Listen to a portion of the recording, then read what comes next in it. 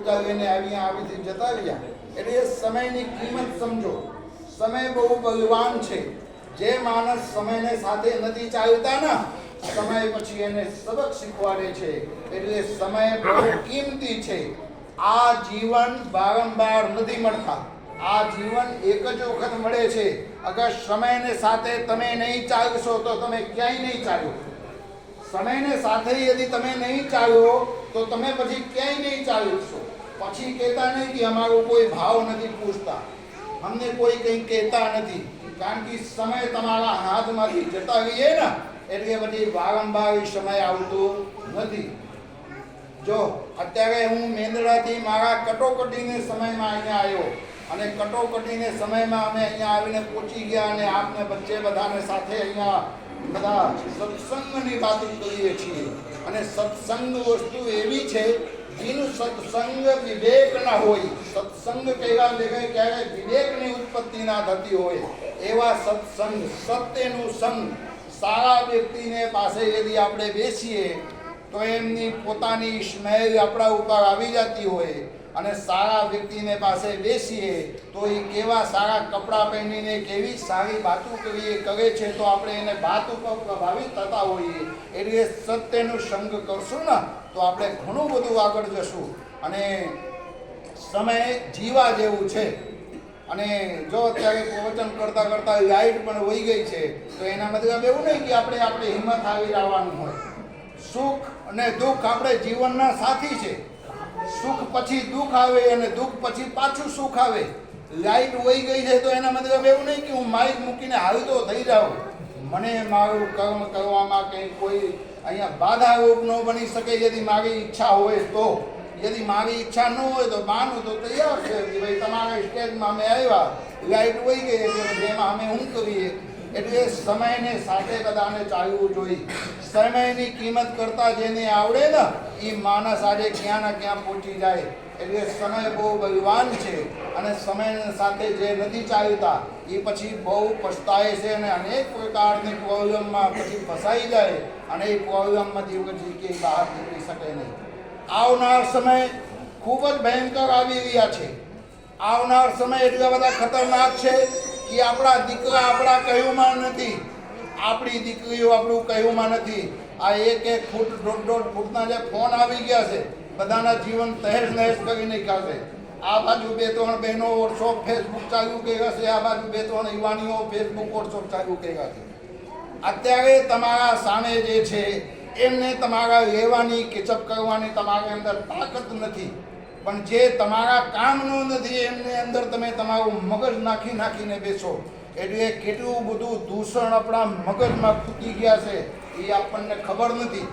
કારણ કે સંગ દોષ. અત્યારે ખાવા જેવી વસ્તુઓ છે એ કોઈ માવા ખાઈ શકતા નથી. માવા ખાવાની વાતો આપણે કરીએ તો આપણે માવા ન ખાઈ શકીએ. ઓલા કોથળીવાળું માવા ખાઈ આમાં ફસીએ તો. અત્યારે કોઈ એવા માણસ નથી જે નિર્વ્યસની હોય. અત્યારે અમારી એવી કોઈ માતાઓ નથી જે બ્યુટી પાર્લરમાં ન જતી હોય. એટલે બહુ દુઃખની વાત છે, બહુ વિડંબના છે મોટી. અને અમારે તો 365 દિવસમાં 365 દિવસ કંઈક ને કંઈક જવાનું થતું હોય છે. એટલે અમે અનેક પ્રકારના લોકોને જ્યારે મળીએ અને એના દુઃખ અને દર્દ સાંભળીએ ત્યારે આપણને એમ થાય કે ઓહો આપણે કેવા લોકોને સાથે છીએ. આપણે અહીંયા શું કામે આવ્યા છીએ? આપણે અહીંયા શું કામે ભગવાનને ખોટા બનાવવા નીકળીએ છીએ? અત્યારે કોઈ માતા પિતાને કહેવું નથી માનતા. એ બાબા સાધુની કોઈ માને? મામા માને? અત્યારે કોઈ બાપ નામ માનતા હોય, બાવાના કોઈ માને? ન માને ને. એટલે તમે બધા સમાજમાં એક અરીસા છો. યદિ રામાનંદી સાધુ સમાજની અંદર દૂષણ આવી જશે અને રામાનંદી સાધુ સમાજ પોતે સમાજને વચ્ચે કઈ ખરાબ કામ કરશે તો સમાજ કેને પાસેથી ઉદાહરણ લેવા જશે? સમાજ કેને પાસેથી કંઈક શીખવા જશે? આપણા જગતગુરુ ભગવાને ગામો ગામ જઈને આપણા ધર્મના પ્રચાર કર્યા છે. ગામો ગામ જઈને આપણે રામ મંદિર જઈને જગતગુરુ ભગવાને ગામો ગામ રામ મંદિર બનાવે. એ કઈ એવા ગામ ના હોય જ્યાં ગામમાં ગામમાં રામ મંદિર ના હોય તો ગામો ગામ જઈને રામ મંદિર બનાવ્યું ત્યાં રામાનંદી પરિવાર આપણા રહેતા હોય, પણ હવે આપણા રામાનંદી પરિવાર પણ બહાનું બનાવીને સિટીમાં કઈ નોકરી કરવા માટે જાય છે. એક દિવસ ગધેડું ખેતરની અંદર ગળી ગયા અને બળદ છે ને, બળદ હાથીમાં ચાલતા હતા. તો બળદને ગધેડાએ કીધું કે તું મૂર્ખો છો. એ કે કા? એ કે જો મારો શેઠ છે ને ગામમાં છે અને હું અહીંયા આવી ગયો. કે કેમ? એ કે મારું જ્યારે કામ કરવાની ઈચ્છા ના હોય ને ત્યારે કે હું રાખમાં ગમે કચરામાં આરોપવા માંડું. એટલે મારો શેઠ મને 2-4 સોટી મારે અને પછી પાટું મારીને પછી જતા રહીએ. પછી કઈ રોઈ જાય ને પછી કઈ ઊભો થઈને હું મોજથી ત્યાં રખડું. એ કે તું આવું કર. એ કે ભાઈ તું આવું કરશો તો સારું છે, પણ હું આવું કરું તો હું આવી ગયા. કેમ? એ કે તું કોણ? એ કે હું ગધેડો.